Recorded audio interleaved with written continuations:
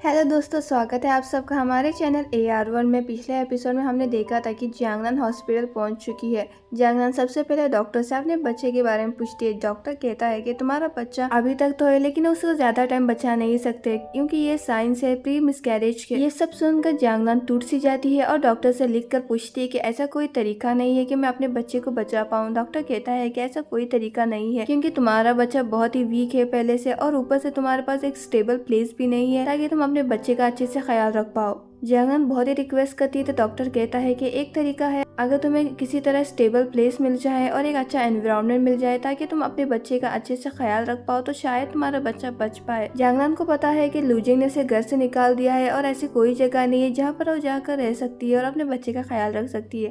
यही सोचते हुए जियांगनान रोड पर चल रही होती है अकेले।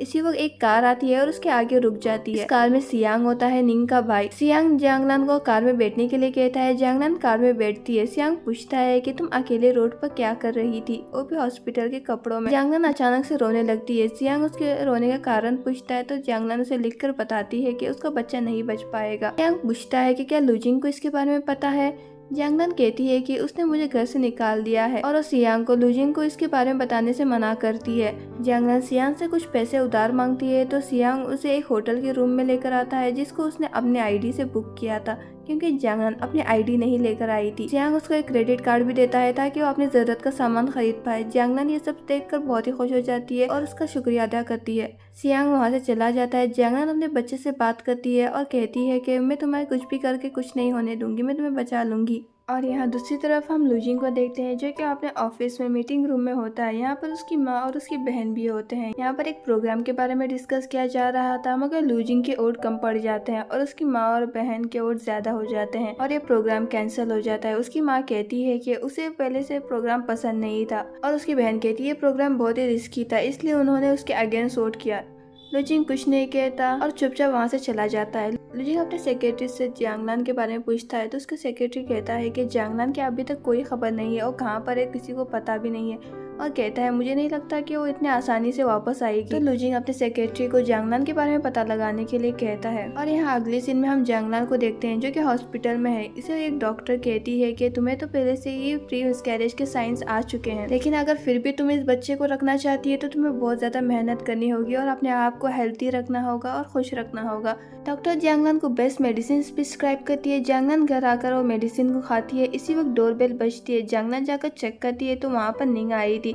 निंग जियांगनान को देखकर उसे गले लगाती है। जियांगनान भी निंग को देखकर बहुत खुश हो जाती है। जियांगनान निंग को देखकर उसे पूछती है मुझे लगा था कि तुम्हें लुजिंग ने कैद कर रखा है। निंग कहती है कि फिक्र मत करो, मैं अपने घर से भाग कर आई हूँ। कहती है कि मैं बहुत सारा पैसा कमाऊंगी और तुम्हें इस दलदल से निकाल कर अपने साथ लेकर जाऊंगी। तुम आजाद पंछी की तरह हवा में उड़ सकती हो। इसी वक्त वहाँ से लुजिंग आता है और ये सब बातें सुन लेता है। जियांगनान से पूछता है कि क्या तुम मेरे बिना हवा में उड़ना चाहती हो। निंग जियांगनान की तरफ से लुजिंग से बहस करने लगती है मगर जियांगनान नहीं चाहती कि निंग को और तकलीफ हो तो निंग को चुप कराकर वहाँ से भेज देती है। लुजिंग जियांगनान पर गुस्सा हो रहा होता है और उसे सोफे पे पटक देता है और कहता है कि मैंने तुम्हारे लिए क्या कुछ नहीं किया, मैंने तुम्हें 20 साल से पाल रहा हूँ लेकिन तुम फिर भी मुझसे खुश नहीं हो। अजीब तरीके से हंसते हुए कहता है कि मैं निंग को अब नहीं छोड़ूंगा। ये सुनकर जियांगनान डर जाती है और कहती है कि तुम निंग के साथ क्या कर रहे हो, प्लीज उसके साथ ऐसा कुछ मत करना, उसकी कोई गलती नहीं है।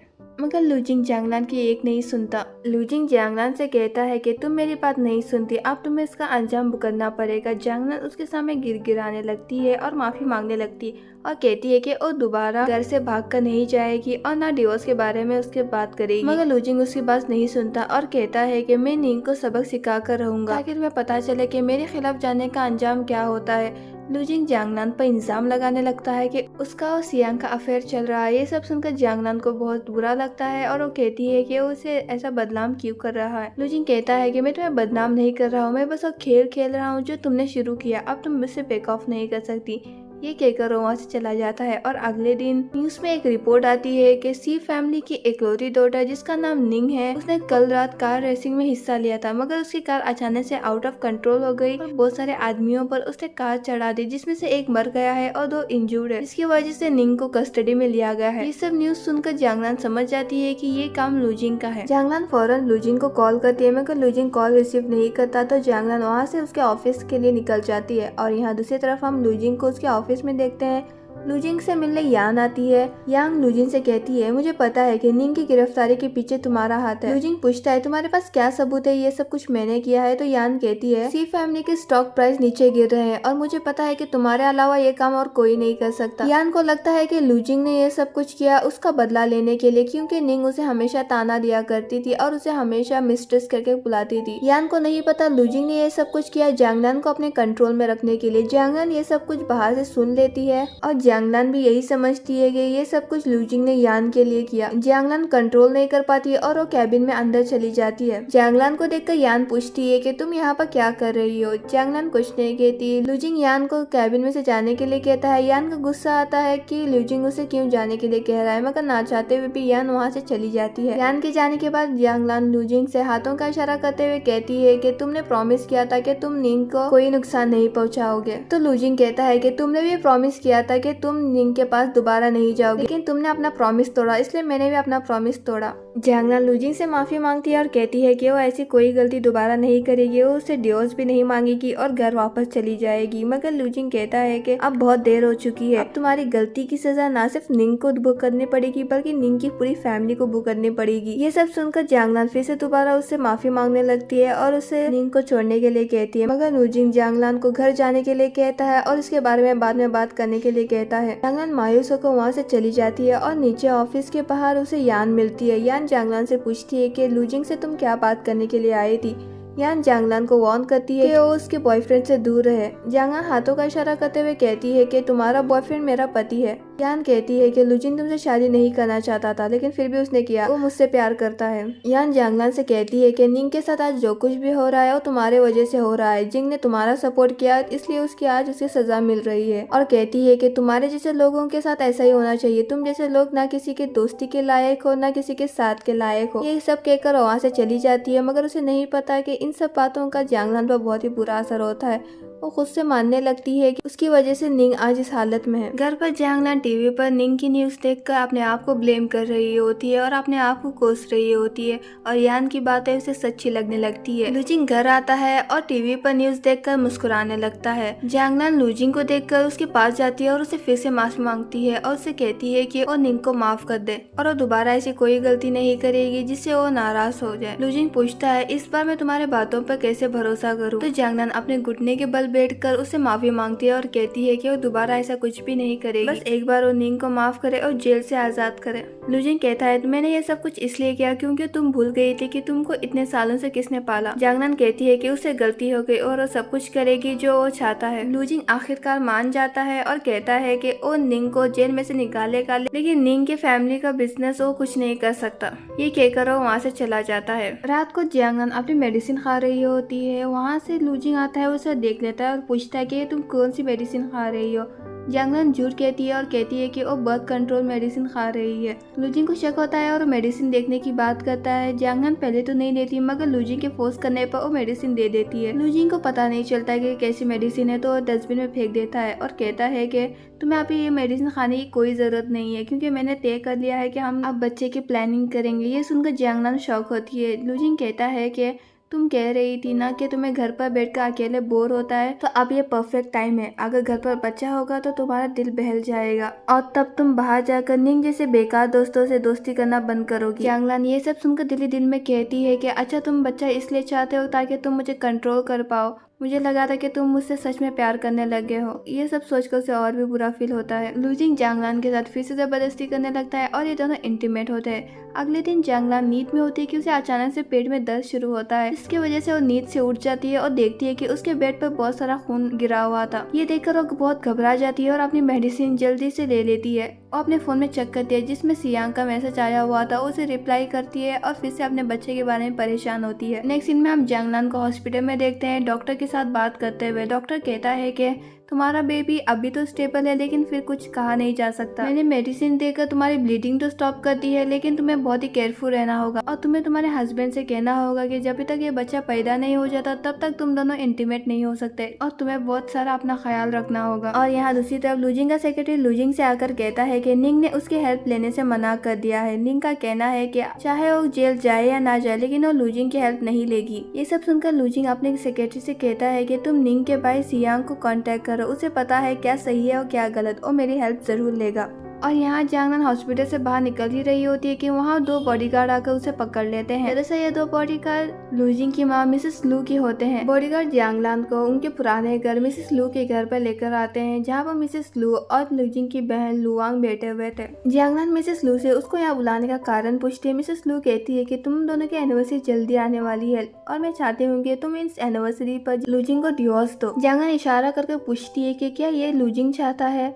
मिसेस लू कहती है कि लूजिंग के चाहने या ना चाहने से क्या होता है, मैं कह रही हूँ ना कि तुम उसे डिवोर्स दो, इसका मतलब तुम उसे डिवोर्स दोगी। और यहाँ दूसरी तरफ लूजिंग को उसकी सेक्रेटरी से पता चलता है कि जियांगनान को उसकी माँ ने बॉडीगार्ड की मदद से उनके घर पर बुलाया है। ये सुनकर लूजिंग उसके ऑफिस से निकल जाता है उनके पुराने घर जाने के लिए। और यहाँ मिसेस लू जियांगनान को फोर्स कर रही होती है डिवोर्स के लिए। इसी वक्त वहाँ पर लूजिंग आता है और कहता है कि मेरा डिवोर्स हो रहा है और मुझे कोई पता नहीं। मिसेस लू बात पलटाने की कोशिश करती है, मगर लूजिंग को सब पता चल गया था कि मिसेस लू क्या चाहती है। लूजिंग को गुस्सा आ रहा था, लेकिन फिर भी अपने गुस्से को कंट्रोल करते हुए मिसेस लू को इशारा में कह देता है कि वो जियांगनान को डिवोर्स नहीं देगा। लुआन बात को संभालने के लिए डिनर का प्लान बनाती है और ये सभी लोग डिनर करने लगते हैं। डिनर के टाइम पर जियांगनान को अचानक से उल्टी होने लगती है। ये देखकर मिसेस लू पूछती है कि तुम्हें हुआ क्या है, मैंने सुना है कि बॉडीगार्ड ने तुम्हें हॉस्पिटल से उठाया है। लूजिंग को भी नहीं पता था कि जियांगनान हॉस्पिटल गई है। लूजिंग पूछता है कि तुम हॉस्पिटल क्यों गई थी। जियांगनान बहाना बनाती है कि उसके पेट में दर्द हो रहा था, इसलिए वो हॉस्पिटल चली गई थी। मगर लुआन पूछती है कि मुझे ऐसा क्यों लग रहा है कि तुम प्रेग्नेंट हो, क्योंकि मुझे भी अपने प्रेगनेंसी के टाइम पर ऐसे ही सिम्टम्स हो रहे थे। सभी लोग जियांगनान को देखने लगते तो जियांगनान फिर से बहाना बनाते हैं कि वो प्रेग्नेंट नहीं है, उसे बस पेट में दर्द हो रहा था। सभी लोग इसके बात पर यकीन करते हैं, मगर लूजिंग कुछ इस पर शक करने लगता है। जियांगनान दिल में कहती है कि लूजिंग और उसकी फैमिली मुझे पसंद नहीं करते। अगर मैं उन्हें बता दूं कि मैं प्रेग्नेंट हूँ तो मुझे अबॉर्शन के लिए मजबूर कर देंगे। लूजिंग कमरे में आकर जियांगनान से उसकी प्रेगनेंसी के बारे में पूछता है और कहता है कि मुझसे झूठ मत बोलो। अगर मुझे पता चल गया कि तुम मुझे झूठ कह रही हो तो इसका अंजाम तुम्हारे लिए अच्छा नहीं होगा। जियांगनान फिर भी कहती है कि वो प्रेग्नेंट नहीं है। लूजिंग उसकी बातों पर यकीन करने का फैसला करता है और उसे घर ले जाने लगता है, मगर जियांगनान कहती है कि वो कुछ दिन यहीं पर रहना चाहती है। वो इसलिए ये बहाना कर रही है ताकि वो लूजिंग से कुछ दिन दूर रहे, क्योंकि डॉक्टर ने कहा था कि उन दोनों को इंटीमेट नहीं होना है। लूजिंग मान जाता है कुछ दिन उसे वहाँ पर रुकने के लिए और खुद ही अकेले घर चला जाता है। नेक्स्ट सीन में हम लूजिंग और सियांग को बार में देखते हैं। ये दोनों ड्रिंक कर रहे होते हैं। लूजिंग सियांग से कहता है कि क्या तुम और तुम्हारी बहन बेवकूफ हो कि तुम दोनों मेरी हेल्प लेने से मना कर रहे हो। सियांग कहता है कि वो हेल्प ले ही लेता, मगर ये हेल्प नहीं है, एक चैरिटी है जो कि एक मजबूर लड़की ने हमारे लिए दिया है और हमारी फैमिली ऐसी चैरिटी को एक्सेप्ट नहीं करती। सियांग लूजिंग से कहता है कि वो बदल गया है और वो जियांगनान की परवाह नहीं करता। ये कहकर वो वहाँ से चला जाता है। लूजिंग को गुस्सा आता है, मगर वो फिर कुछ नहीं कर सकता। लूजिंग अकेले ही ड्रिंक करता है। नेक्स्ट सीन में हम जियांगनान को देखते हैं जो न्यूज रिपोर्ट देख रही होती है जिसमें निंग के बारे में खबर चल रही थी। अचानक से वहाँ पर लूजिंग की माँ आती है और जियांगनान को थप्पड़ मारती है और उसे भला बुरा कहने लगती है। जियांगनान को समझ नहीं आता कि अचानक मिसेस लू को हुआ क्या है। मिसेस लू कहती है कि तुम वो जानवर हो जो अपने ही मालिक को काटता है। यहाँ पर हम एक फ्लैशबैक देखते हैं मिसेस लू का, जहाँ पर हम देखते हैं कि उसी दिन बोर्ड मीटिंग में लूजिंग अपनी माँ और अपनी बहन के खिलाफ जाकर लॉरेंस फैमिली के साथ कॉन्ट्रैक्ट साइन करने के लिए हाँ करता है। और उसी मीटिंग में उन्हें ये भी पता चलता है कि उनकी कंपनी में 10% शेयर्स जियांगनान के हैं जो कि ग्रैंडपा ने जियांगनान को दिए हैं। और आज उनकी वेडिंग एनिवर्सरी पर वो शेयर ऑफिशियली जियांगनान के हो जाते हैं 10%। ये सब बातें लूजिंग सभी को बताता है, जिसकी वजह से मिसेस लू और लुआंग को बहुत गुस्सा आता है। और यहाँ मिसेस लू जियांगनान के पास आती है और उसे जबरदस्ती डिवोर्स पेपर पर साइन करने के लिए कहती है। कुछ बॉडीगार्ड आकर जियांगनान को हाथ पकड़ लेते हैं और उसे साइन करवाने लगते हैं, मगर इसी वक्त वहाँ पर लूजिंग आता है और इन्हें रोकता है। लूजिंग अपनी माँ को समझाता है कि इस सब में जियांगनान की कोई गलती नहीं है, मगर उसकी माँ नहीं सुनती और कहती है कि ये एक लालची किस्म की औरत है। लूजिंग फिर भी अपनी माँ की बात नहीं सुनता और जियांगनान को उठाकर वहाँ से लेकर जाता है। वहाँ से सीन कट होता है और यहाँ हम लूजिंग को देखते हैं जो कि जियांगनान के चेहरे पर आइस पैक लगा रहा होता है। जियांगनान लूजिंग से कहती है कि तुमने मुझसे कहा था कि तुम मुझे 1 महीने के बाद डिवोर्स दोगे। क्या तुमने ये बात इसलिए की थी ताकि हमारी एनिवर्सरी आए और ग्रैंडपा ने जो मुझे 10% शेयर्स दिए थे वो तुम्हारे नाम पर हो जाए। क्या तुमने इसलिए मुझसे डिवोर्स लेने से मना किया था? और पूछती है कि क्या तुमने मुझसे शादी सिर्फ पैसों के लिए की थी। लूजिंग कहता है कि मैंने तुमसे शादी पैसों के लिए नहीं की थी और कहता है कि क्या तुम ये सब बातें भूलकर हम दोनों हंसी खुशी नहीं रह सकते। जियांगनान लूजिंग को धक्का देती है और कहती है कि मुझे अकेला छोड़ो, मैं यहाँ से कहीं और जाकर रहना चाहती हूँ, मैं तुम्हारे साथ नहीं रहना चाहती। ये सब सुनकर लूजिंग को गुस्सा आता है और उसका गला पकड़ लेता है और कहता है कि मैंने जो तुम्हें इतने सालों से खुश रखा है, क्या तुम्हारे लिए वो मायने नहीं रखता? जियांगनान कहती है कि मुझे तुम्हारे पैसों में कोई इंटरेस्ट नहीं है, मुझे सिर्फ डिवोर्स चाहिए। जियांगनान लूजिंग से मिन्नतें करती है डिवोर्स के लिए और लूजिंग को भी गुस्सा आता है। लूजिंग कहता है कि ठीक है, अगर तुम्हें यही चाहिए तो मैं तुम्हें ये भी दे देता हूँ, तुम्हें वैसे भी मेरी बातों पर कोई भरोसा नहीं है। ये कहकर वो अपने साइड वाली ड्रॉ खोलता है और उसमें से डिवोर्स पेपर निकालता है और साइन करता है और जियांगनान को देता है साइन करने के लिए। जियांगनान भी रोते हुए साइन करने ही वाली होती है कि उसे चक्कर आने लगते हैं और वो वहीं पर बेहोश हो जाती है। नेक्स्ट सीन में हम जियांगनान को बेड पर देखते हैं। लूजिंग उसके पास होता है और डॉक्टर भी वहाँ पर होता है। डॉक्टर कहता है कि जियांगनान सिर्फ बेहोश हो गई है टेंशन की वजह से, और वहाँ से चला जाता है। थोड़ी देर बाद जियांगनान को होश आता है और यहाँ पर हम देख पाते हैं कि लूजिंग जियांगनान की बहुत केयर करता है, उसके लिए महंगा महंगा खाना लेकर आता है, क्योंकि जियांगनान कहती है कि उसे ये सब नहीं चाहिए, उसे ब्रांडेड कपड़े नहीं चाहिए, उसे एक्सपेंसिव खाना नहीं चाहिए, ना उसे बड़े घर में रहना है। तो लूजिंग पूछता है कि तुम्हें क्या चाहिए, तो जियांगनान दिल ही दिल में कहती है कि मुझे सिर्फ तुम्हारा प्यार चाहिए, मगर ये बात वो लूजिंग के सामने नहीं कर पाती। लूजिंग और फिर कुछ नहीं कहता और उसे आराम करने का कहकर वहाँ से ऑफिस चला जाता है। ऑफिस में उसका सेक्रेटरी उसे कहता है कि उसका नवा प्रोजेक्ट जो कि लॉरेंस फैमिली के साथ चल रहा है वो ऑन द ट्रैक जा रहा है, जिसकी वजह से जो लोग अब उसके खिलाफ थे आप उसका साथ दे रहे हैं। ये सब सुनकर लूजिंग कहता है कि ये इंसान की फितरत ही है कि जिसके पास पैसा होता है वो उन्हीं का साथ देते हैं। लूजिंग का सेक्रेटरी लूजिंग को याद दिलाता है कि जो 10% शेयर्स जियांगनान के पास है, अगर उसे डिवोर्स देगा तो उसे वो 10% शेयर्स नहीं मिलेंगे। लूजिंग अपने सेक्रेटरी से कहता है कि अगर वो 10% शेयर्स जियांगनान के पास नहीं भी होते तब भी उसे डिवोर्स नहीं देता। नेक्स्ट सीन में हम मिसेस लू और लुआन को देखते हैं। इन दोनों को ये बात बिल्कुल भी पसंद नहीं आ रही थी कि ग्रैंडपा ने 10% शेयर जियांगनान के नाम किए हैं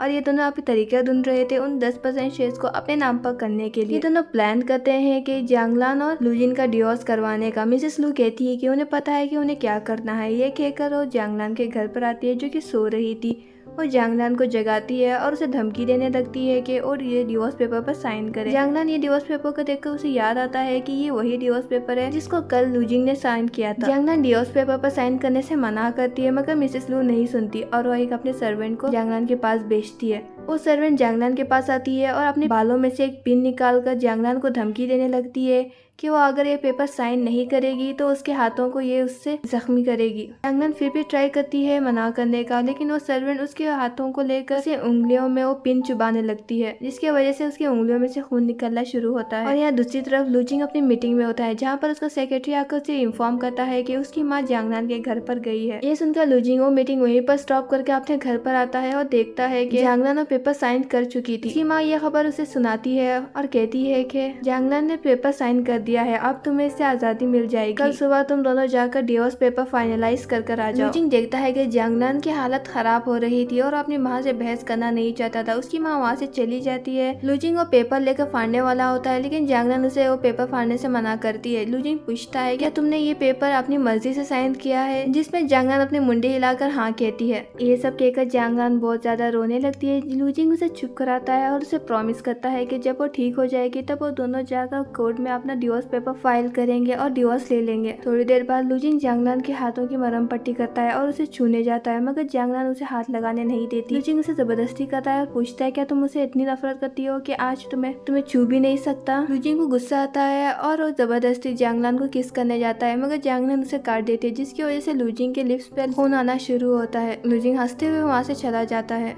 और जियांगनान वहीं पर थकी हारी सो जाती है। नेक्स्ट सीन में हम लूजिंग को एक अंधेरे से जगह पर देखते हैं। वहाँ पर वो औरत भी थी जिसने जियांगनान को चोट पहुंचाई थी हाथों में, जो कि मिसेस लू की सर्वेंट भी थी। लूजिंग उस औरत को इतना दर्द देता है जितना दर्द उस औरत ने जियांगनान को दिया था, उसकी उंगलियों को जख्मी कर कर। लूजिंग अपनी सेक्रेटरी से कहकर उस औरत की भी उंगलियों को वैसे ही जख्मी करता है जिस तरह उसने जियांगनान की उंगलियों को किया था। यहाँ पर हम लूजिंग का पागलपन का रूप देख पाते हैं। इस बात से हमें क्लियर हो जाता है कि लूजिंग जियांगनान से प्यार करता है, मगर उसे प्यार जताना नहीं आता। लुआन मिसेस लू को बताती है कि वो औरत जिसने जियांगनान के हाथों को जख्मी किया था वो गायब हो चुकी है। मिसेस लू को पता है कि इसके पीछे हो ना हो लूजिंग का हाथ है, लेकिन वो कुछ भी नहीं करती क्योंकि वो तो बस उस औरत का इस्तेमाल कर रही थी पेपर साइन करवाने के लिए जियांगनान से, और मिसेस लू को अपने अलावा किसी और की परवाह नहीं है।